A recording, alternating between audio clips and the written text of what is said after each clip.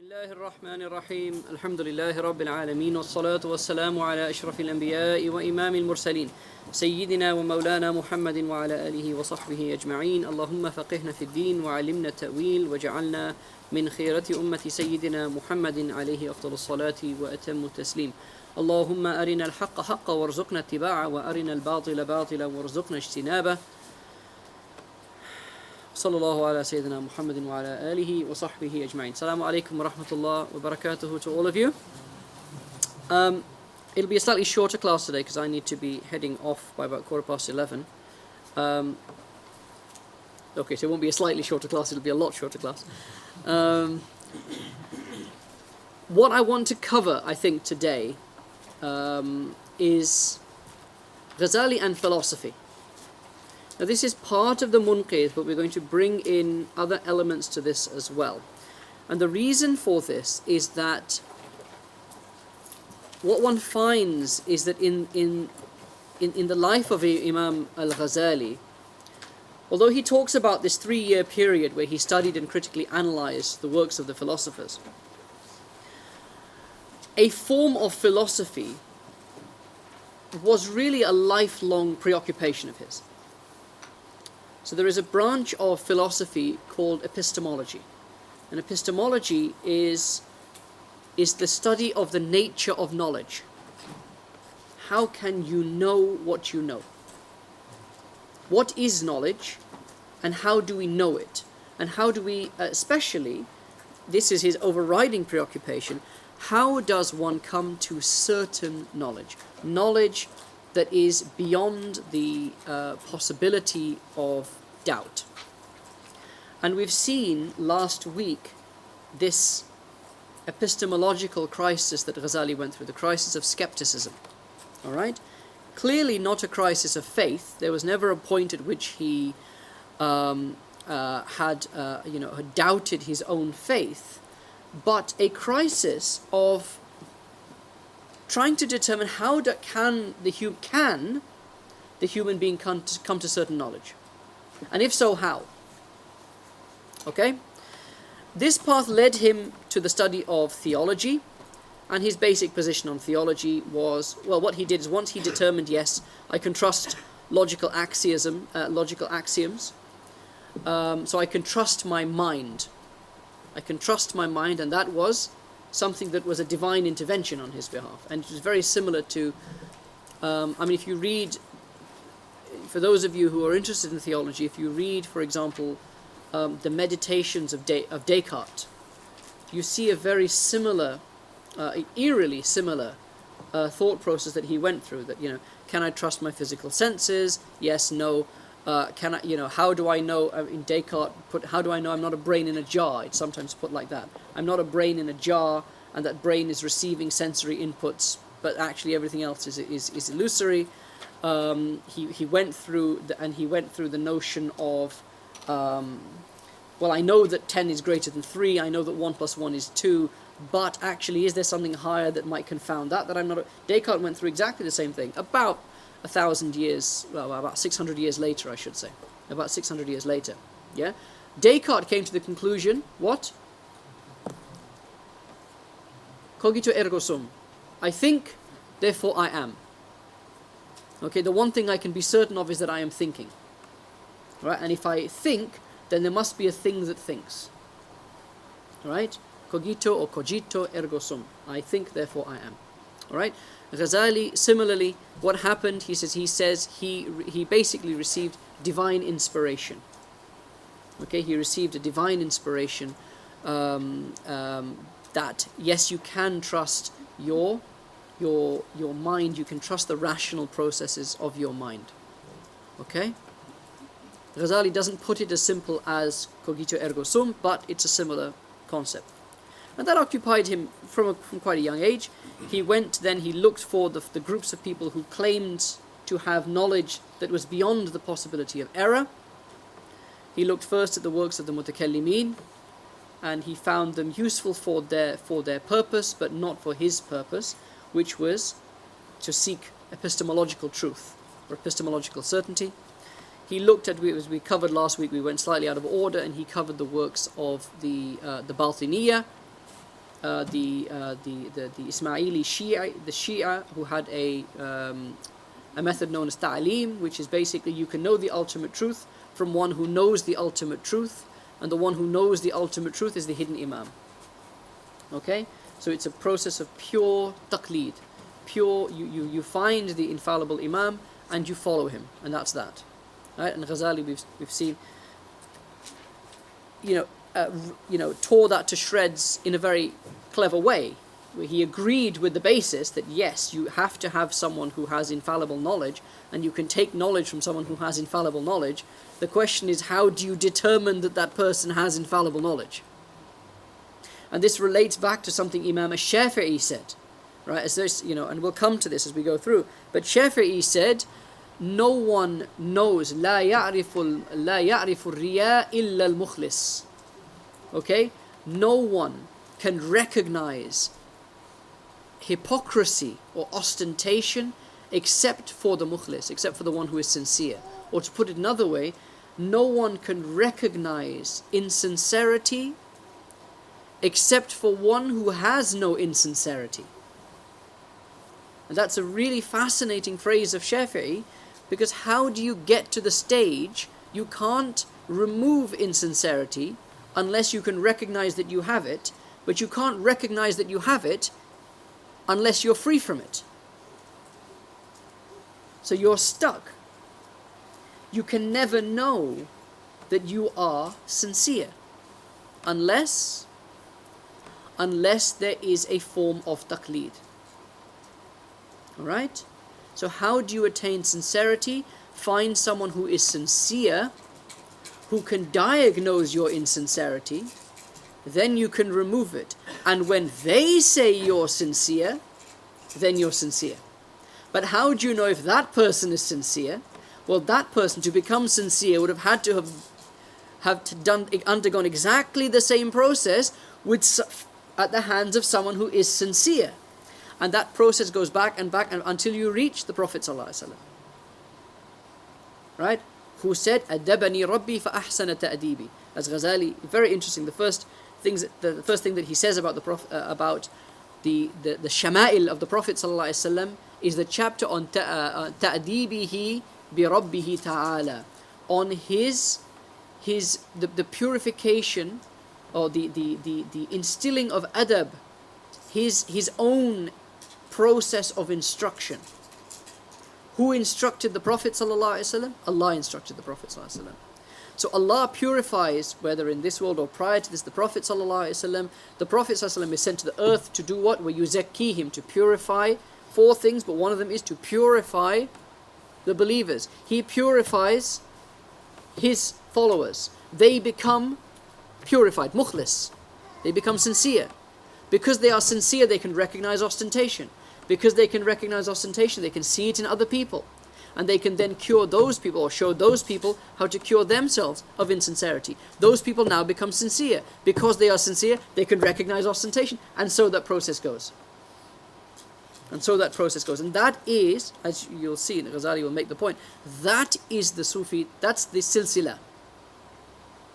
That's this instruction bit talaqi, master to pupil instruction. That's what it does. It is the transmitting of sincerity, and therefore of true vision.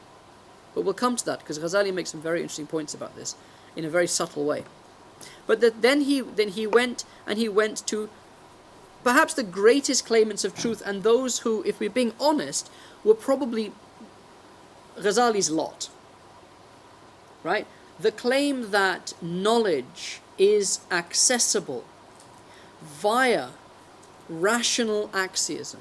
You can attain true knowledge by the pure exercise of the mind. As Immanuel Kant put it, through pure reason. Through pure reason. Okay? Who claimed that road? The philosophers. So Ghazali spent 3 years studying their works. Now, just a quick overview of philosophy and Islam. Alright? The Quran is a logical and rhetorical document. Alright? So Ghazali, in his Qistas al-Mustaqim, he sets out the five, as I mentioned to you, I think last week, the 5 basic syllogisms that are present in the Quran. The Quran is a polemic document. The Quran says, if you say this, well, what about this? You ask them, "Man khalaqa as-samawati wal ard?" Sayaquluna Allah. You ask them, who created the heavens and the earth? They will certainly say, Allah. Okay, so we accept that. Now where do we go from there? This is a process of logical argumentation. There's a good work by Rosalind Gwynn. It's called Logic, Rhetoric and the Quran, I think. And she starts with the Ghazali's work, and she goes to the Quran and she expands it. And she expands out about 20 or 30 different types of logical examples used in the Quran. And she explains it, this is in English, so it's, she explains it very nicely how the Quran goes about arguing these different cases for God's existence, for His oneness, etc., etc. Yeah. A polemic is an argument, yeah, effectively. It's a reasoned argument. Polemic has a negative connotation. So we wouldn't say the Quran is a polemic document, because in English, modern English, it has a negative connotation.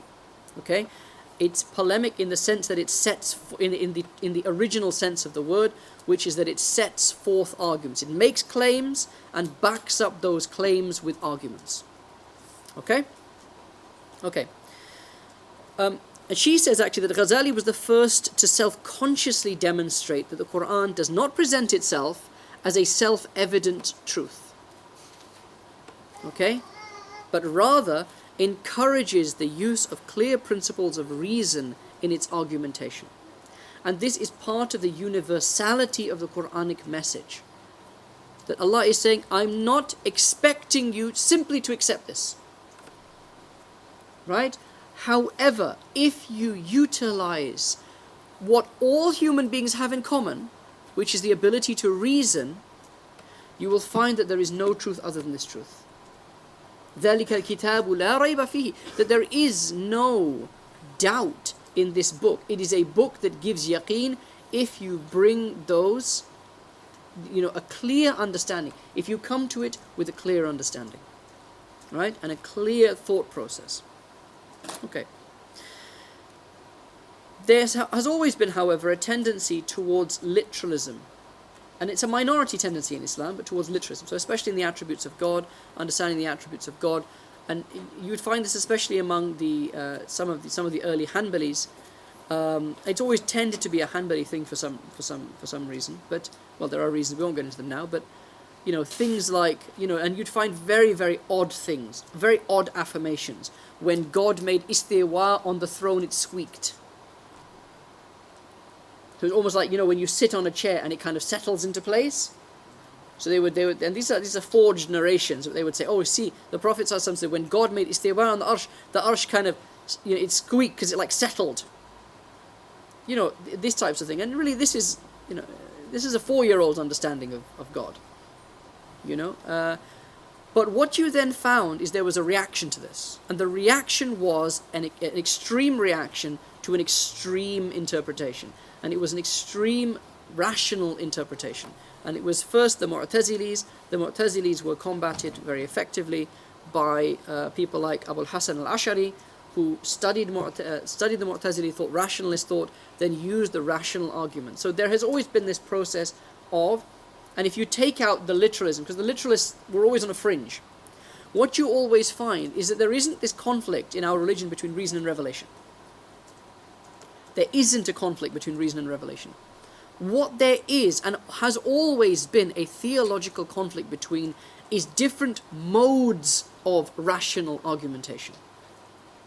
So you have the great discussion was the Asharis and the Maturidis against the Mu'tazilis, and that continues even up to today. Then you have the philosopher theologians like Ghazali or Juwayni and Razi, who came after him, and the Aristotelian philosophers. These are two competing visions, two competing rational visions of what the truth is. Yeah?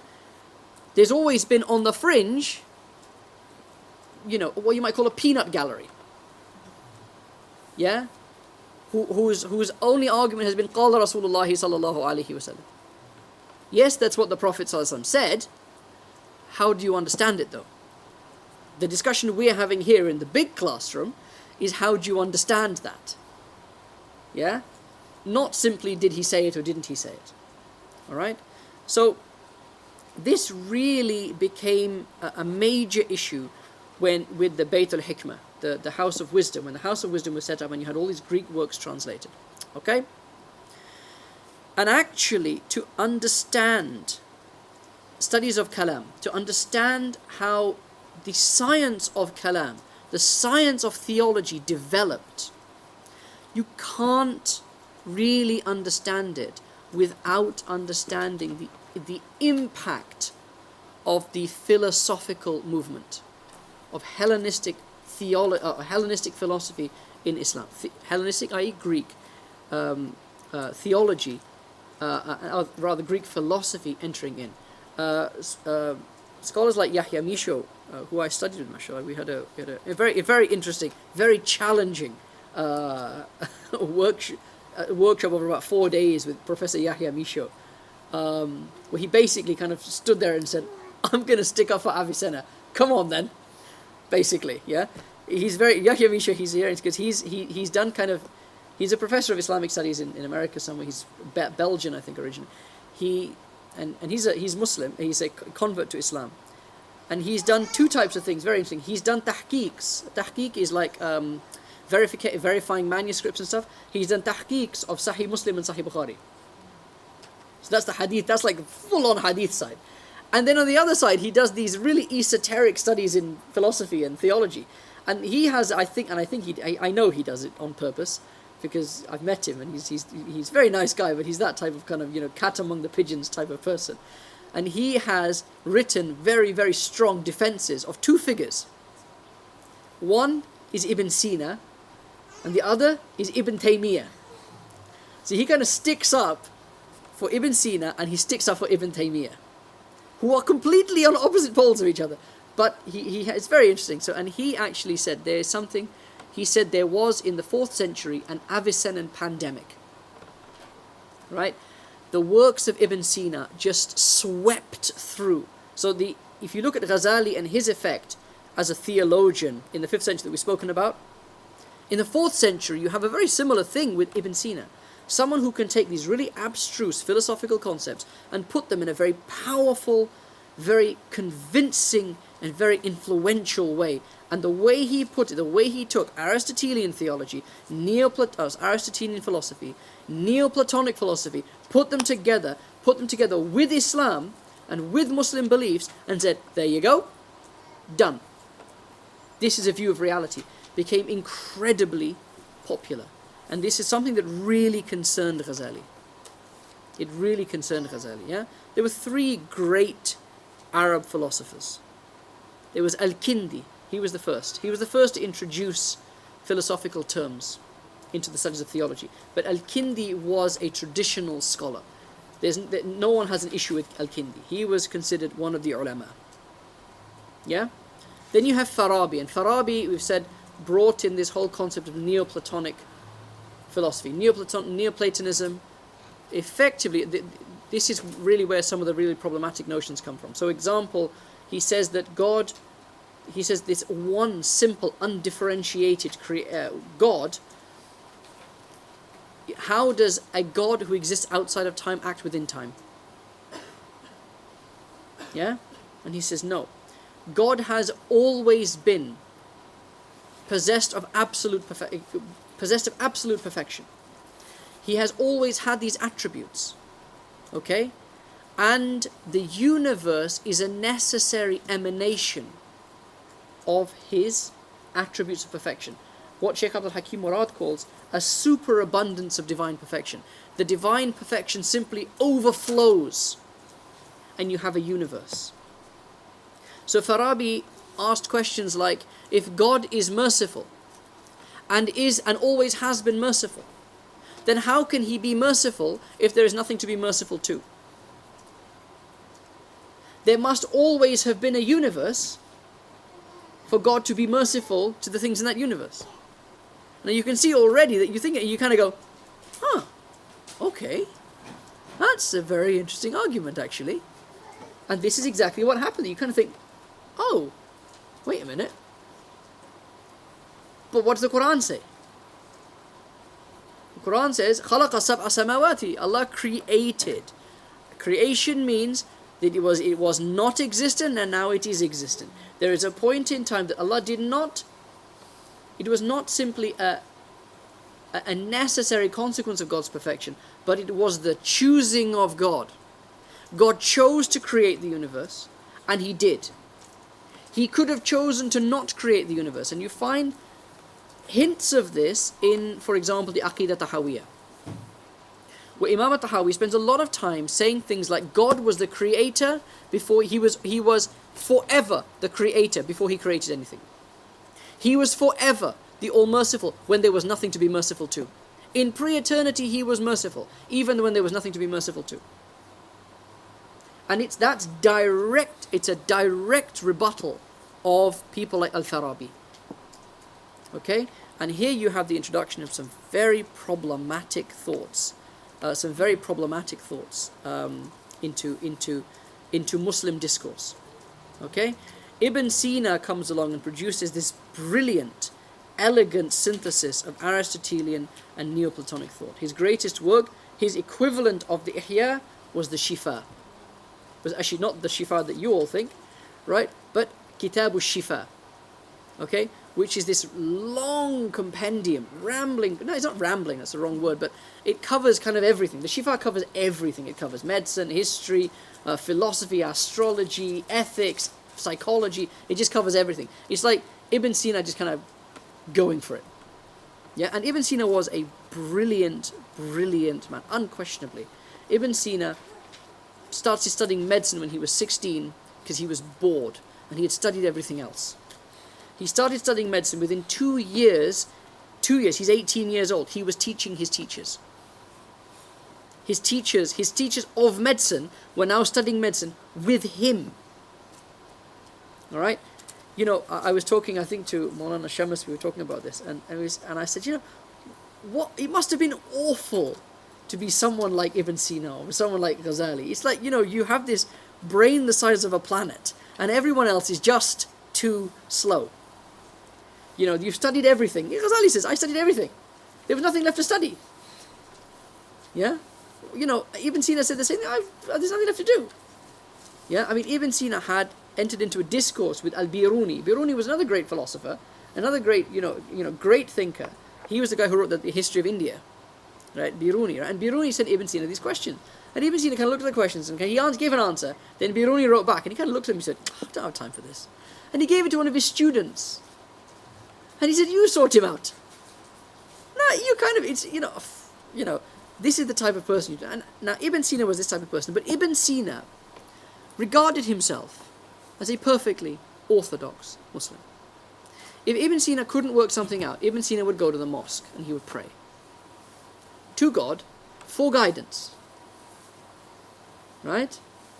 He saw himself as a completely orthodox Muslim. He saw his system as completely in keeping with revelation, but he followed, and this was his error, he followed the principle of asalatul aql.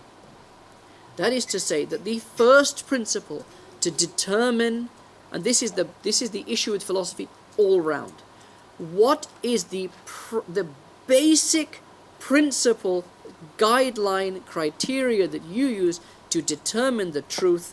It is not revelation, it is reason.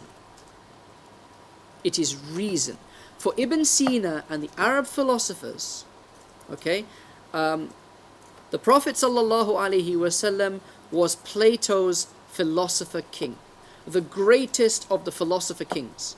The Prophet ﷺ and the Anbiya were philosophers. Okay?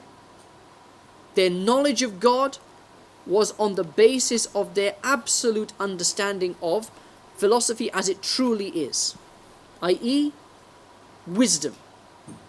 They had wisdom, and because of that wisdom, they had a right to be followed. وَمَا أَرْسَلْنَا مِن رَسُولٍ إِلَّا لِيُطَاعَ بِإِذْنِ اللَّهِ. We have not sent a messenger except that they should be obeyed by the command of God. Ibn Sina would have said, yes, they should be obeyed, not because they're carrying a message, but because of their wisdom.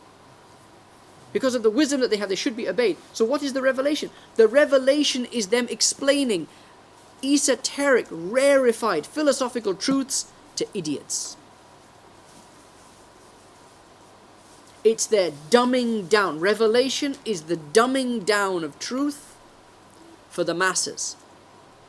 So if you rise above the level of the masses, if you understand philosophical truths, then you use the philosophical truths to interpret revelation. And this was Ibn Sina's approach.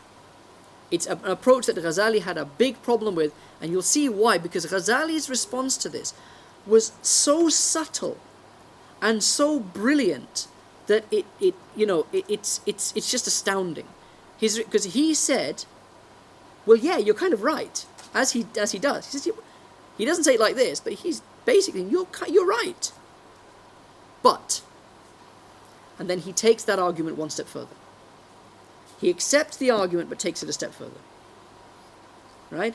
And that, what comes in that step further, is not the tahafut, is not the work that the criticism of philosophers that he wrote. The step further is the ihya. The step further is the ihya. And you'll see why in a second. Well, maybe next week. It's already 11 o'clock, ya Rab. Okay. So, Ibn Sina wrote the Shifa, and really, this has had huge effects. The work of Ibn Sina, the effects of Ibn Sina on orthodox Muslim belief. Ghazali considered Ibn Sina a disbeliever. Let's make that clear. Okay? He considered Ibn Sina a disbeliever. Okay? But the effect of Ibn Sina on later orthodox Muslim doctrine and practice has not really been the subject of study. It hasn't received the study it deserves. And a lot of that effect, the positive effect, if you like, of Ibn Sina, was mediated through Ghazali. It was because of Ghazali. The Ghazali took a lot of the ideas of Ibn Sina, filtered them brilliantly. And what you have after that is actually now talking about ethics, talking about theology, and so forth, is acceptable. It's acceptable to talk about those things in philosophical terms. Yeah? Ghazali's approach was always al-hikmatu dalatul mu'min aynama wajad akhad. Wisdom is the lost property of the believer. Wherever he finds it, he takes it. Okay? So, we'll explain, inshallah, as we go through. But one thing is clear, that prior to Ghazali, there is evidence of the influence of philosophy in theology. When you study the classical works of theology, you'll come across terms like the Jawhar and the Arad. The Jawhar is the substance and the Arad is its attributes. These are very philosophical terms. Jawhar and Arad do not occur in the Quran or in the Hadith. The Prophet ﷺ never talks about a Jawhar and an Arad. But the whole of classical kalam is based on the notion of Jawhar and Arad. And do they exist or don't they exist? Right? So this you'll come to later, but there's the notion that what you call, there's this whole discussion in works like the Kitab al-Irshad of Juwaini, the Muhassal of Imam Fakhruddin Razi, Sharh Aqaid al-Nasafiyya of Imam al-Taftazani. These are the great works. These are the madrasa texts. These have been madrasa texts from the time of pretty much from Razi onwards. Okay? And you will have a lot of discussion about, for example, the juz la yatajazza. What's a juz la yatajazza? It's an indivisible particle. Right? If you take something and you cut it and you cut it and you cut it and you cut it, you reach a point where you can't cut it anymore. Where it has the minimum dimensions that it's possible to have of space. And you can't cut it any further. And the entire, a lot of the theological discussion is based around this notion. Can you divide something to infinity? Can you take time and divide time into infinite amounts, infinite portions? These are philosophical discussions.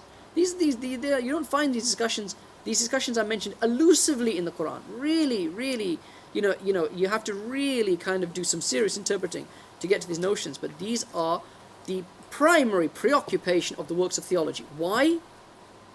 Why are the theologians, I remember when I first started studying, my first teacher said, okay, we want to study theology. Normally you study this work called Sharh al-Aqaidah, but you know what? It's all philosophy, it's all a waste of time. Let's do the Aqidah Tahawiyah. Yeah? And he was right in one sense and wrong in another.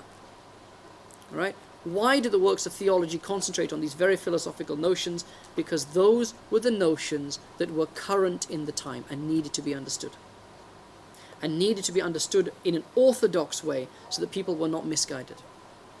And that's Ghazali's point. Theology is a refutatory science. It is a science that exists to protect people from deviation and digression off the path of the truth. Okay? So Ghazali, shall we even get into this, I wonder? This is the setting of the scene. Let's just finish this, I think. This is the setting of the scene. Alright? This is the world at the time of Ghazali. Right? In terms of how do you approach ultimate truth. You already have a running battle between orthodox but rational theologians who are following primarily the Ash'ari and the Maturidi approaches. This is rationalism. And do you know what I mean by rationalism? I hope you all, I'm just not going too far or too deep. Do you know what I mean by rationalism? It's the use of the intellect, all right, in understanding your notions to do with the hereafter. It is, for example, not a coincidence that the Ihya begins with the Book of Knowledge and ends with Kitab Dhikr al-Maut, the remembrance of death and the hereafter. وَمَا بَعْدَهُ Dhikr al-Maut وَمَا بَعْدَهُ. Okay? Ibn Sina wrote a work called Kitab al-Ma'ad, right? The Book of the Return, right?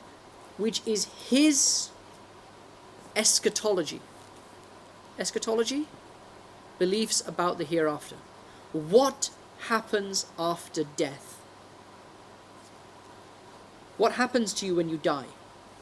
This is the one thing that differentiates human beings from animals. Yeah? Is the notion that something continues. That when I leave this mortal plane, I don't cease to be. And that is a fitri thing. That is something that is ingrained within our fitra. Even in a very secular society in which we live, ideas about, you look at the TV channels, what do you find? A haunting. Yeah? Most haunted live, all this type of thing. And it's all about what? It's all about something remaining after people die. Ghosts. Yeah? We even atheists will talk about, my granddad has gone to a better place. There is this notion that this is a fitri thing. And Ibn Sina's answer to what happens after you die, in the context of what it says in Revelation, Ibn Sina says that all that stuff about hell being an actual place where you go with an actual body and you actually burn. Right? Heaven being an actual place that you go, an actual garden that has actual rivers, right? And trees and companions and all that sort of stuff. He says, no. This is the understanding of the masses. This is just so that the masses understand it. No. Heaven is a form of existence that is understood by the pure souls. It is a purely spiritual experience experienced by the souls of the righteous. And hell is a purely spiritual experience that is experienced by the souls of the damned. Heaven is the proximity to God. Hell is distance from God. Does that sound familiar yet? Because actually you do find elements of this in Muslim thought. That what makes paradise is that it is the tajalli of God's rahmah. It is the manifestation of God's mercy. What makes hell? It is the tajalli of God's jalal. It is the manifestation of God's absolute majesty, or of God's wrath. Yeah? And this is true. But what Ibn Sina did is he negated the literal, he negated the physical, and I'm going to use physical in inverted commas, right? I'm going to use physical in inverted commas because you find even right very, very early with Ibn Abbas. Ibn Abbas said in the hereafter, nothing remains except names.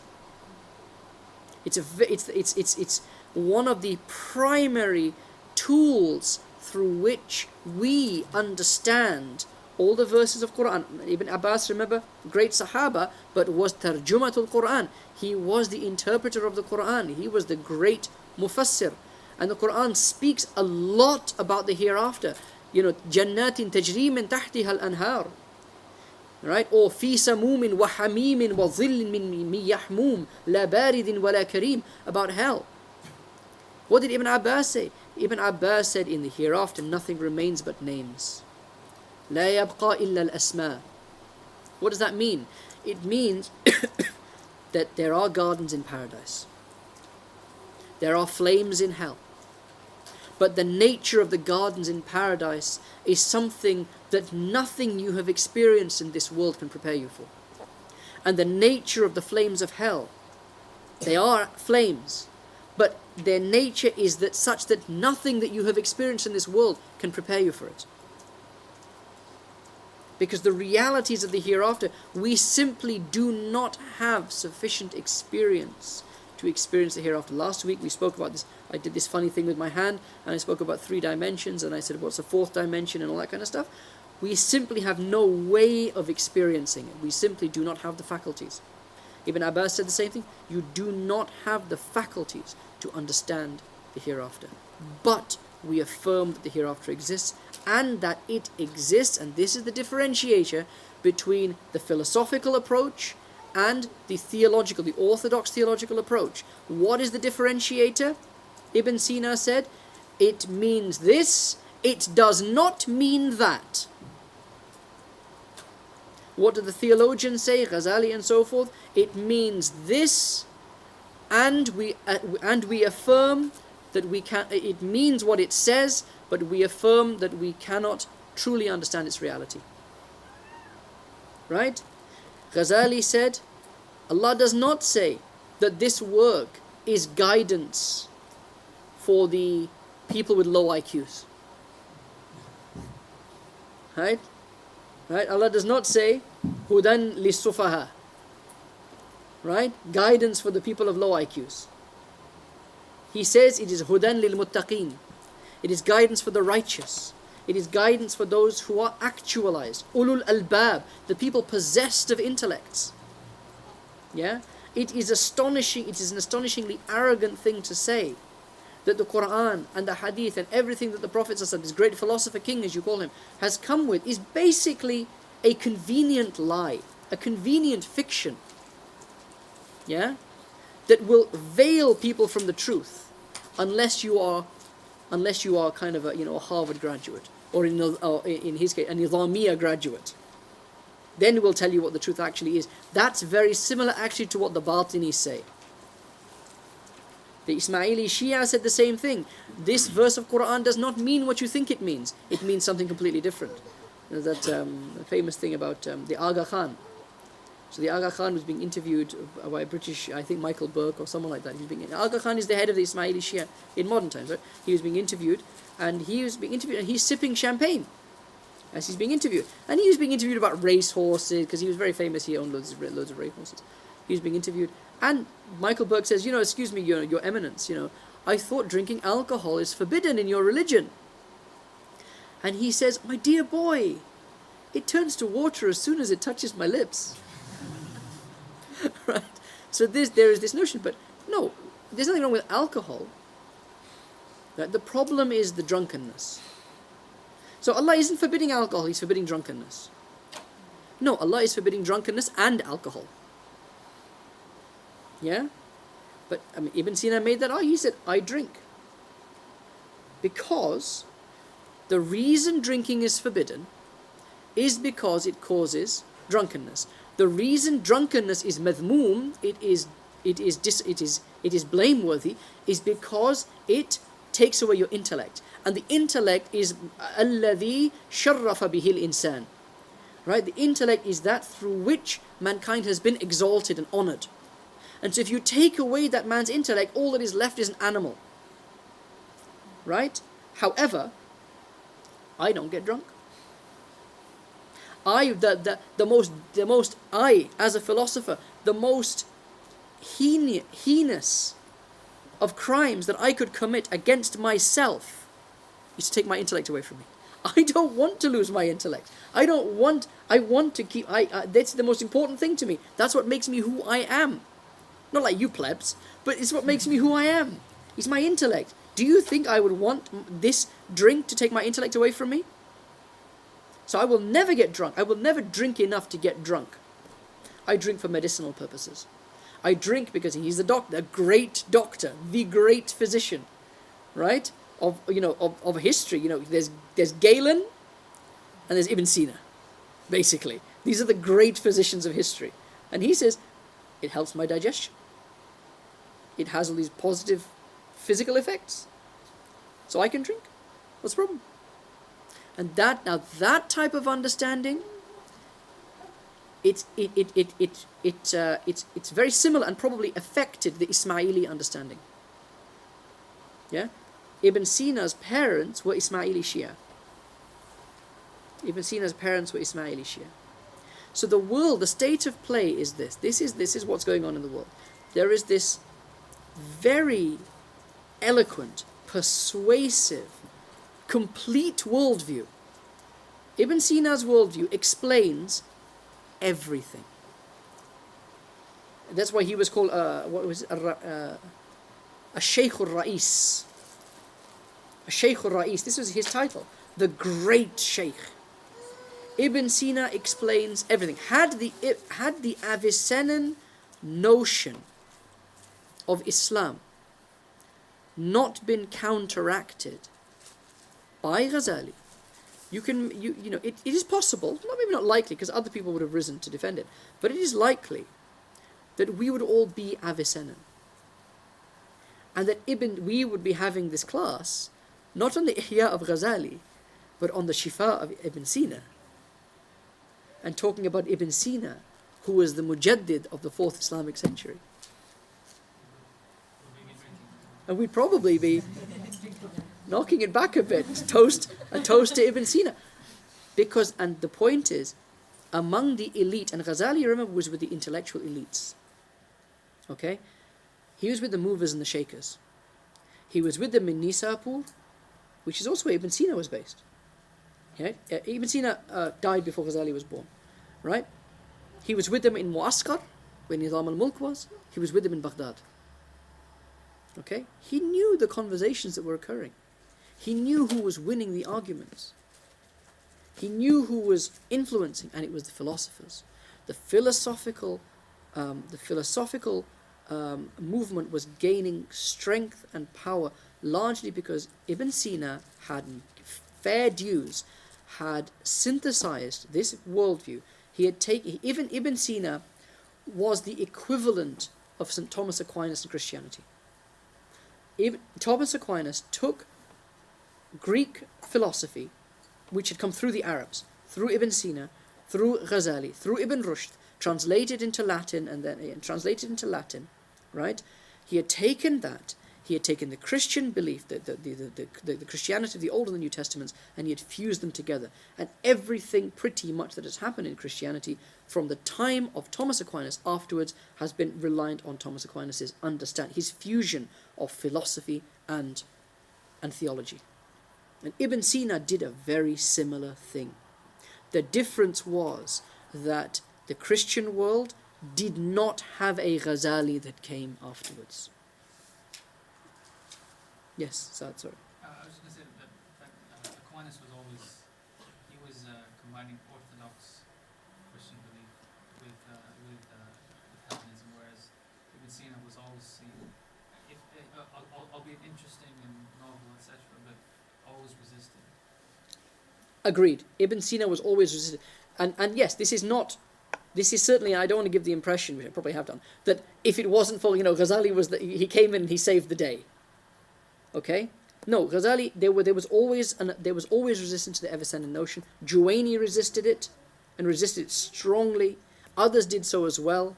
Okay, there would have absolutely been resistance to it. It wouldn't have been as simple as that. But when you say that Thomas Aquinas took Orthodox Christian belief and combined it with Hellenism, no. Thomas Aquinas defined Orthodox Christianity after him. He took a view of Christianity that was, as orthodox as Ibn Sina's notion of Islam.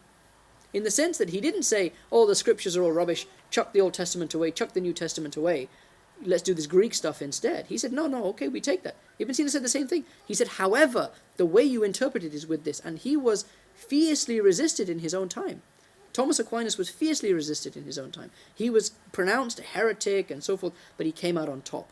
And slowly it spread. That idea spread, and it spread because it was... Why do ideas spread? They spread for several reasons, but the two main reasons are they spread by force, right? By fiat. Fiat means by decree from above, right? Christianity spread through the Roman Empire. Why? Because Constantine, the Roman emperor, converts to Islam and says, you will all be Christian or else. Christianity spreads. The Trinity spread through the early Roman Empire. Why?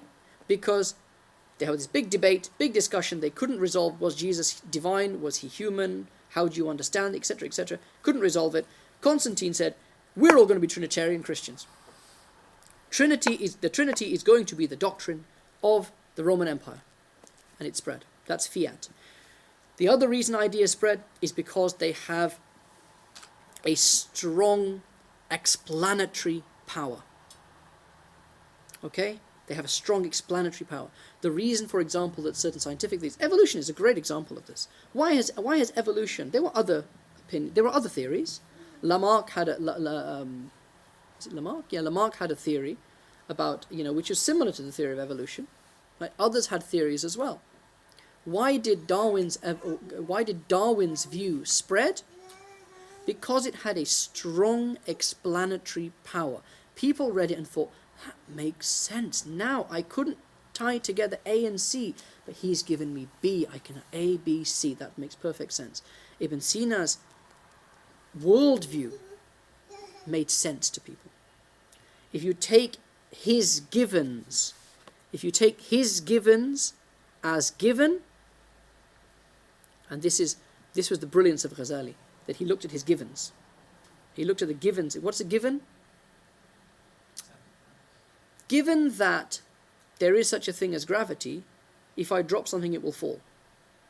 I don't need to say, given that there is gravity. All I need to say is if I drop something it will fall. It's given that you understand that that's because of gravity. Okay? So givens are unspoken assumptions, or often unspoken assumptions, that underpin arguments. They're the foundations of the argument. You break an argument right down to its foundations.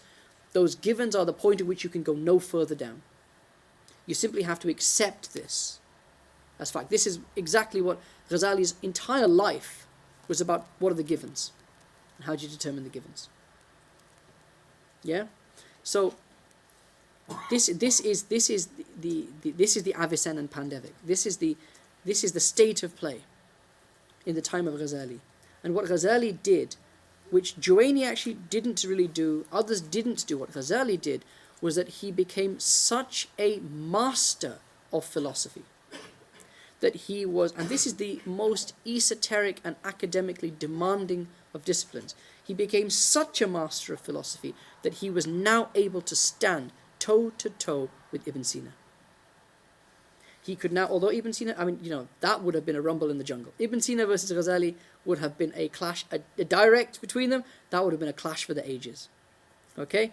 It never happened, but Ghazali was able to stand toe to toe with Avicenna and have that and propound a worldview that said, yes, you're right about this, and this. However, the error is here. This is an error, that's an error. Now the Tahafut, which is his critique of basically Avicennan theology, of Avicennan philosophy, all right? His Tahafut is a critique of 20 points, right? But that's not an argument. Is not to say you got everything right, but these things are wrong, and that's heresy and that's disbelief. On what basis? And it's actually the look at on what basis was Avicenna wrong, right? That you actually see the germination of the Ihya. You actually see the germination of the Ihya in that. What is Avicenna's theory of knowledge? Okay, but inshallah we'll have to talk about that next time. I'm sorry. We have done exactly one slide. Not even one slide, half a slide. So my apologies for that. But this is where we are. And this is relevant because it is exactly the same thing that is happening now. Exactly the same thing. And where if we have something to contribute as Muslims to the discussions that are going on at the moment, okay, it is that the Ghazalian approach is the approach to take. That what you need to critique is the givens. When you look at the great arguments that are made today against Richard Dawkins, against Stephen Hawking and so forth, who do you find making those arguments? You find religious people, but religious people who are professors of philosophy, professors of mathematics, who can argue with Stephen Hawking, the great physicist of our time. Who can argue? He is the Newton of our time. He actually holds the Newtonian chair, or he did hold the Newtonian chair at the University of Oxford. Who can argue with him? A physicist.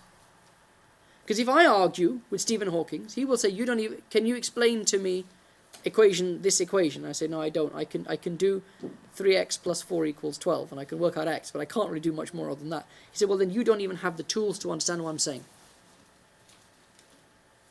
Yeah? And that's where you find the people that are doing these critiques, people like William Lane Craig, right, and who is a Christian, orthodox, absolutely orthodox Christian theologian who believes in the Trinity, who believes Jesus died on the cross for our sins, all of that sort of stuff, right, is also a professor of philosophy. And this is a person who is using arguments formulated by Muslims, by Ghazali, by the theologians, our arguments made 1,000 years ago to refute the most modern arguments against the existence of God. So my question is, where are the Muslims doing it? Where are the Muslim philosophers doing this? Where are the Muslim scientists doing this? And with the exception of people, now, part of the reason for that is that, there are Shaykh Ramadan al-Bouti. Shaykh Ramadan al-Bouti, rahimahullah, he was someone like this. Right? And there were others, there are others like this. Brilliant theologians, brilliant philosophers, but it's all in Arabic, so it doesn't count. Who are the people in our time? Okay, the Shaykh Abdul Hakim Murad, who is, I was listening to a lecture of his in preparation for this, and he's just so annoying.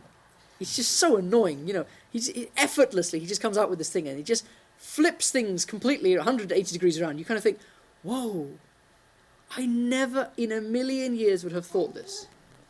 I never in a million years would have made the connection that he's just kind of sitting there going, well, that and that. And I'll do it with you, don't worry. And I'll credit him when I do it. I won't say it's all my ideas.